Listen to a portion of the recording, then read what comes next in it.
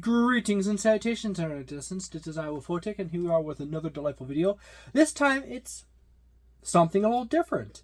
This is Into the Fae from the DM Lair.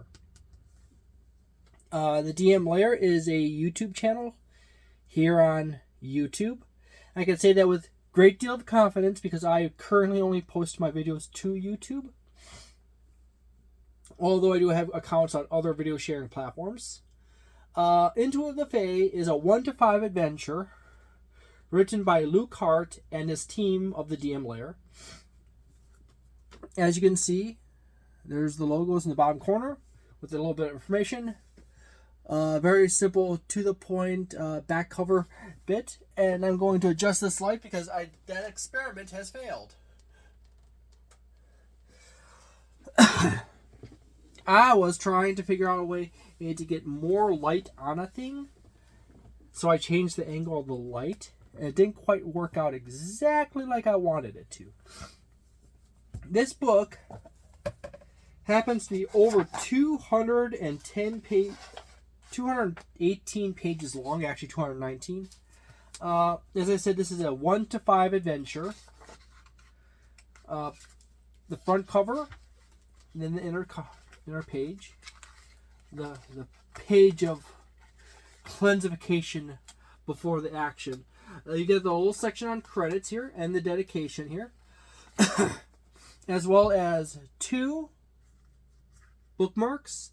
If I remember correctly, these were unlocked and I happened to check them, so I got them. They're actually quite nice bookmarks. I do have a slight preference to ribbons. However, a bookmark is universal. When you do not need them in this book, I can use them in another book and stuff like that. I just happen to have them sitting right here because that happens to be the page in which I opened to. We happen to have the Patreon backers as well as the production staff here. You got the executive producer staff, producer credits, contributor credits,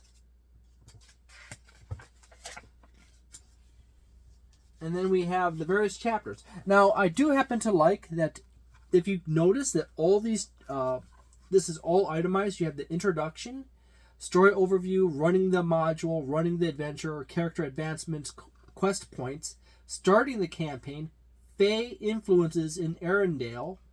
That's just the introduction. And then you've got chapter 1, brief history, Arendelle overview, our Arendelle map, factions and faction favor, Arendelle region, the Fae plane, the material plane map, the Fae plane map, and that is just the beginning. And that matches out the whole pattern for the entire book. You have a very well organized and very concise table of contents. So when you are trying to run this adventure, it takes you very little effort to hunt down where you want to be in the book if you need to go and quickly look something up, because he goes even down to the titles of each page. Also, when you flip to the back of the book, there's the OGL. That's not going to be in there anymore. But then you have an index for all the stuff in the adventure. So the table of contents is very in-depth, as well as a decent index in the back of the book. So it's not at all hard to find what you need in this book, and it's well labeled. The spacing, by the way, on the contents page is actually done exceedingly well. I have mild dyslexia, and the spacing and the dots make it very easy to mentally or visually track. Adventure hooks, 109, you know? Can you see? Yeah. See, there's the dots, everything. So it makes it very easy for someone with some sensory issues to track things. You have a nice little piece of art right here. The story overview, running the module, game master notes. Throughout the book, there will be little game master notes sections explaining little bits of information that you might need to know. You got a little abbreviation key here. How to run the module, how old school, You have a very nice table right here overlooking the various missions throughout, or quests throughout the adventure. So it goes down by even level. So you have Connoisseur of Arts, which is at level 1. Who Hunts the Hunters, level 1. Trouble with Tricksters, level 2. A Mean Dean, level 2. The Shrubbery Knights, 2. The Dancing Meadery, 3. The Noble Abduction, 3. Jealousy Suits You, level 3. Cult of the Queen Below, 4. The Candy Witch, level 4. More Toes for My Jar, level 4. So, there you go. Yet again, it's all very well laid out. There's very little issues. The only small note, tiny note, is that right here, you have the name of the adventure, the level for that adventure, as well as the overview. The only thing missing here is that if they added an extra bar here for the page number where that adventure is on, as opposed to having to flip all the way back to the table of contents, it's not terribly difficult to flip back to the table of contents because it's near the front, but putting the page number right here would have been a nice extra detail. That is a rare little thing in this book. This book is exceedingly well put together through and through. They got notes on milestone leveling and experience leveling. Notes about quest points, explaining how the quest point system works. You have everything. You have nice big red letters right here that jump out at you, as you can see. As well as it's all broken up into nice paragraphs with nice spacing between them. It's not terribly hard.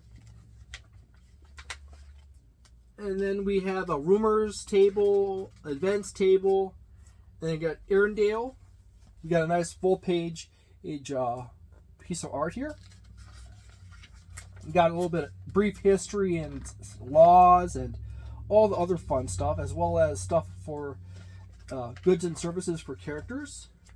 You got tables for food and drinks and healing if you need healing in your adventure. If your characters get injured and they need to come back and get healed, they don't have healing spells like Remove Curse and Potion of Greater Healing. There you go. You got a location summary. You got a spell level table right here. Price to be cost us by the level. So if you have various characters in your town that you put in the town that know various levels of spells, he already has worked out some prices for you here for spell services that you can use, as well as a price for common and uncommon items. Then you have a nice little map label locations right for the town. Please note that all the maps have symbols and numbers on them. So if you see there in the little circles, there are numbers, which makes it not ideal to hand to players. However, a little Photoshop, or I do believe if you got the PDFs, they don't have the numbers on some of the PDFs. They got a player version. You got random encounter tables. Always nice to have some random encounter tables. You have the material plane map with all the labels for all the places around it, all the major places. But you also have the Feywild map. So, I've been a fan of the Legend of Zelda franchise for ages. And one of my favorite Legend of Zeldas, besides the original and Mimish Cap, happens to be Link to the Past for the Super NES, and I've always loved Dual Worlds. Okay, this just won a whole bunch of love points right here for me. I love Dual Worlds. You got various regions across this world with information. So if your players want to go to one area or another, you got a little bit of information for all that. You got the first adventure, the Connoisseur of Art, and you got a nice full page, and that meets the whole pattern throughout the entire book. The only thing of note is that, well, I do say there is a nice range of artwork throughout the entire book, and the maps are very nice overall. But let's jump to the back of the book, because I'm not going to give away the whole adventure. Okay, let's do this. Since I don't want to give away the conclusion, we have a nice Appendix A is nothing but handouts. Seth Sorkowski would love this if it wasn't a 5th edition adventure. I know he doesn't like anything 5th edition. But anyways, there is a section here. So you can just put this in a printer or a copy machine, print out these and cut these off, and hand them out to your players as handouts. So it's always nice to have a page with the handouts. It would be nice if the handouts were physically separate from the book, but if they were physically separate, then you end up with the chance of losing them. On Appendix B, you have a hag potion table here with neutral and negative side effects for the potions. So you take like a potion of invisibility and I rolled a 14. Okay, well, I'm going to go ahead and roll on this other table, find out, I got it. There's a negative effect on that potion. Don't tell the player. I rolled a let's say 16. Mental vulnerability. For the next hour, the imbiber is vulnerable to psychic damage and makes saving throws against charms and illusory effects with disadvantage. So there you go. Then you have Appendix C, which has all the new creatures and people, NPCs and monsters. The stat blocks are very well put out. You have a lot of personality in the characters and the artwork you do get. Only note is that not all the important characters have photos that come with them. However, when it comes to moderate level characters, you don't have artwork for them. Same thing with some of the monsters and other creatures. You don't get artwork for all of them. Say like you have this, the Cauldron Golem right here. You got the Cauldron Golem right down here.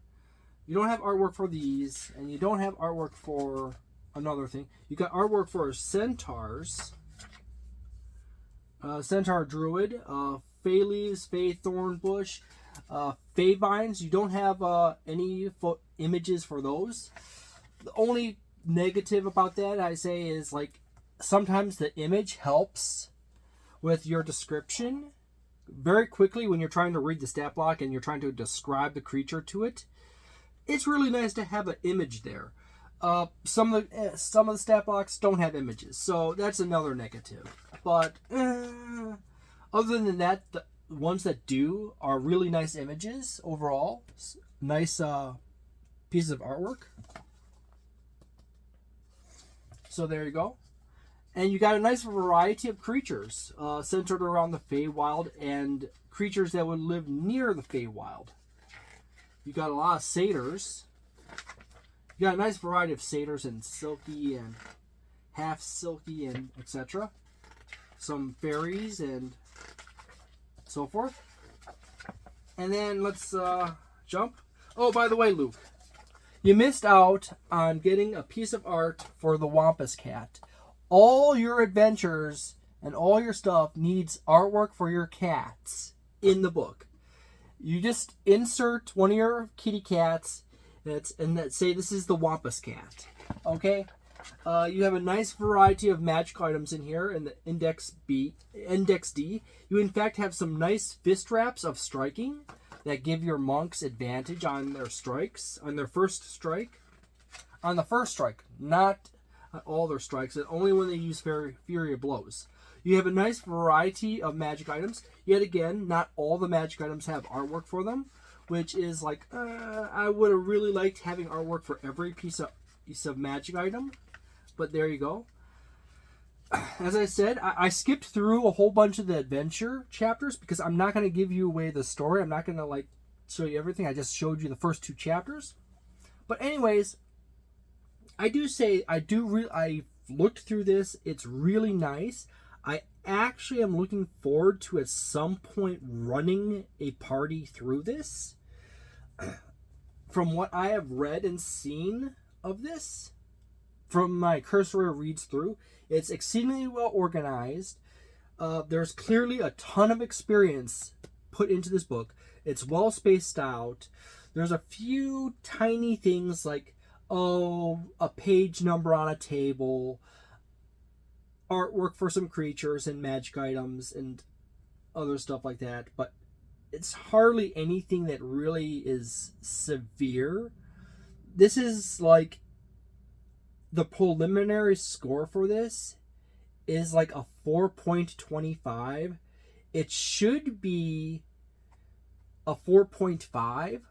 Now, if it was not just an adventure from level 1 to 5 and was an adventure for, say, like 1 to 10, and it had the artwork, extra artwork, and it had the numbers on the table for the for the quests, for the page numbers, this would be like a 4.75. This is an exceedingly well made book. It has wonderfully done binding. It has very well done binding. As